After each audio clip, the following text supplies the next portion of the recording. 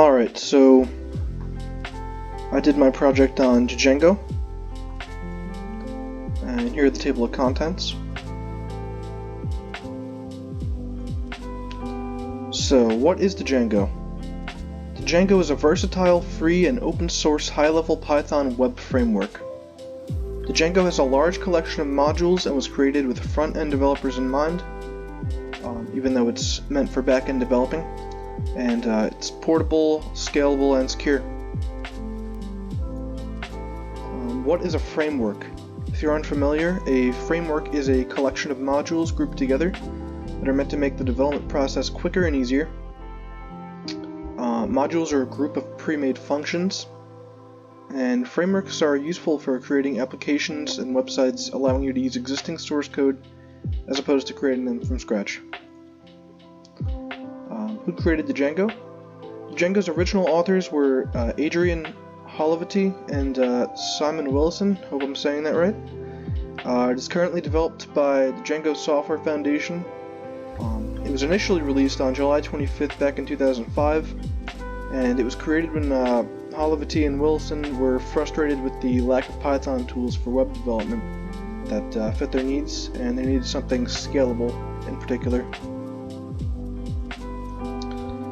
What is the Django used for? So, as a web framework for Python, it's primarily used for back-end web applications, and some examples of famous companies that use the Django are Instagram, Spotify, Dropbox, and Reddit.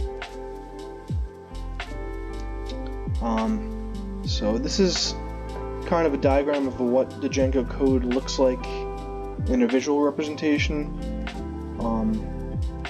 The Django web applications group the code that handles each step of the traditional data-driven website into individual files.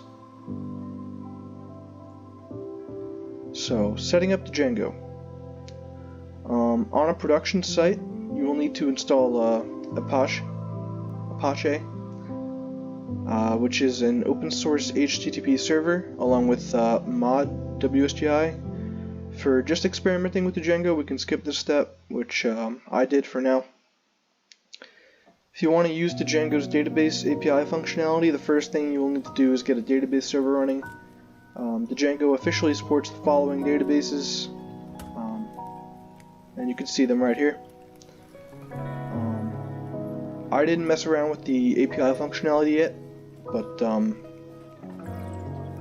yeah, so I don't have much to say about that. But so installing the Django.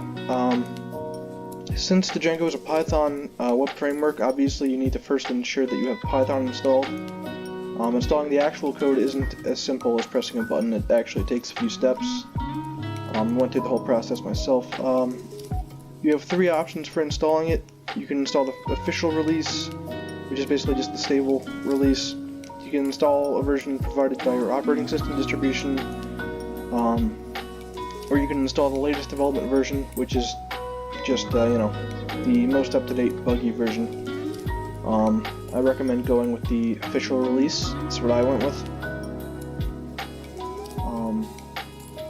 Although it comes down to personal preference, yeah, like I said, the official release is probably the way to go. And it's good practice to create an isolated Python environment for this because it's more practical than installing the packages system-wide, and it also allows you to install them without admin privileges, which is nice. Creating a virtual environment. So you can do this using the venv tool. You start on a directory and enter the below line into your command window, and that will create the environment. On Windows, you can just type in py instead of Python. And in order to access the virtual environment that has been created, you're gonna want to run these lines right here. It's for Windows, and then this is for Unix or Mac. Installing with pip. So pip is the Python package installer, and you need it to install the Django. And your Python installation probably came with it, but you should make sure. And if you don't have it, you need it. You should also make sure that it's up to date, because mine was not, and the installation did not work at all. So you're going to want to make sure that it's up to date so you can install it. So to verify that it's installed and up to date, you can just run these commands here. Obviously this one's for Unix and Mac, this one's for Windows. And to update it, these are the commands.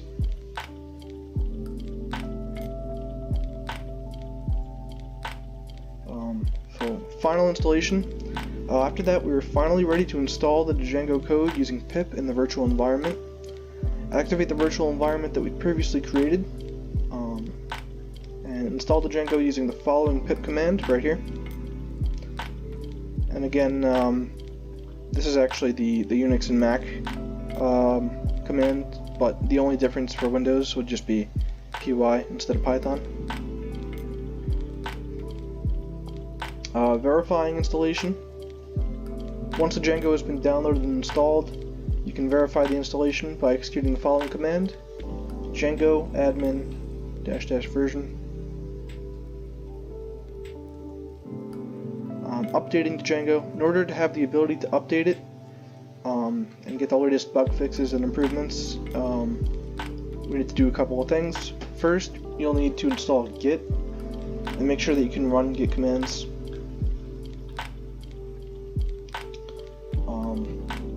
So after doing that, you're going to want to input this command here, which will create a directory to Django in your current directory. So you're going to want to navigate to the directory that you want to put it in first. And next, to set up a virtual environment if you didn't do it before, and just activate it and run the following command, which is, once again, this is Windows. Only difference on Mac and Unix, just type out Python instead of py.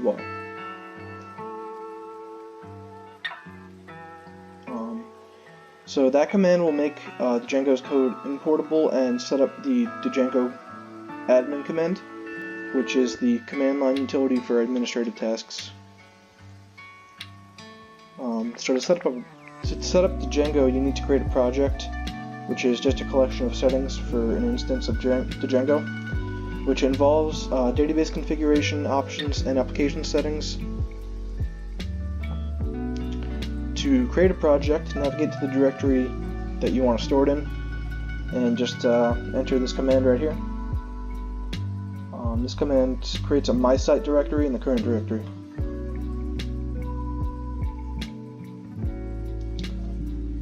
So the directory created by the start project will look like this. These are the files it includes, which I'll go over in the next slide. So these are the files. You have my site, which is the outer root directory, just holds the project. You can rename it to whatever you want, and it won't matter. Manage.py is the command line utility used for a lot of commands, and it's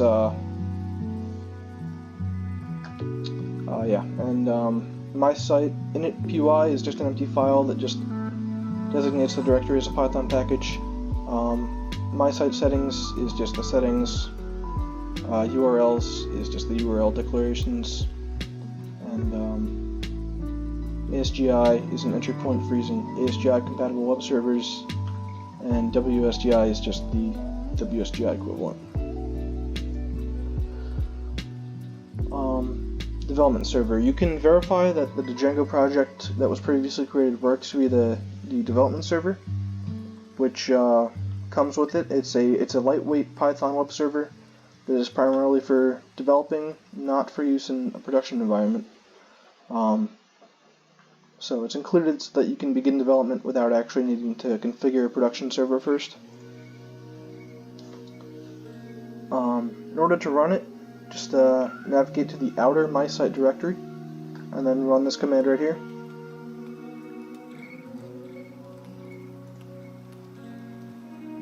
You should see on the command line output that the server was started, and it'll tell you that it's at this address. And if you go to that page in your browser, you will see a congratulations page, and that's how you know everything's working correctly.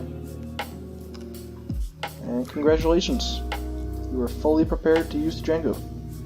Get out there and start building some web applications. These are my references, and alright. Thank you for your time, and stay safe.